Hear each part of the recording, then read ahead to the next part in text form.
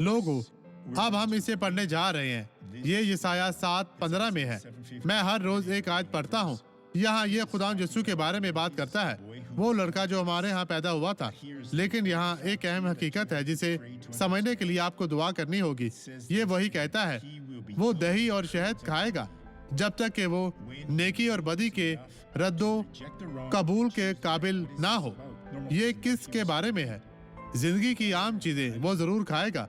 मक्खन और शहद जो कुदरती है, शहद दूध से मक्खन, शहद की मक्खियों से शहद, और ये इस वक्त तक होता है जब तक वो काफी नहीं जानता। आए इसे इस तरह डालते हैं जब तक कि वो गलत को काफी नहीं जानता और सही का इंतखाब करता है। और ये ऐसा हुआ जिसने हमारे लिए ये फैसला करना मुमकिन बनाया। आज जो लोग निजात को नहीं देखते वो ये चाहें।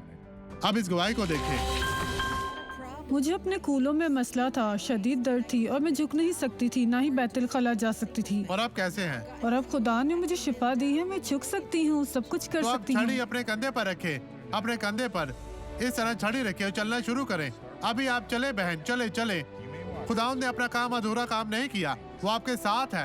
यीशु आपके साथ है। चले बहन, मसीह ने आपको शिफा दी है, उसने अपनी जिंदगी में काम किया है। चले चले।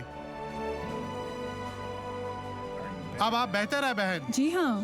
तो अब इसे इस तरह से चले चले चले, घबराए नहीं, बगैर किसी खौफ के, बगैर बेधड़क होते हुए चले चले। खुदावंद ने आपको शिफा दी है। इस तरह इस तरह इस तरह। अब पहले आप कैसे चलती थी? हमें दिखाएं, दुआ से पहले आप कैसे चलती थी? इस तरह।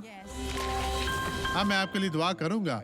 मेरे खुदा, मैं एक शख्स के लिए दुआ मांगता हूँ जो कहता है कि आपसे मोहब्बत करता है लेकिन आपकी खिदमत नहीं करता। वो कहता है कि वो आसमान में जाएगा लेकिन वो जहन्नम की तरफ जा रहा है। इसे तब्दील कर प्यारे खुदावंद यीशु नासरी, यीशु के नाम में मैं हर तरह के बुरे काम को मफलूज करता हूँ और मैं कहता हूँ छोड़ दे, चली जा, गायब हो जा यीशु के नाम में। और आप कहें आमीन।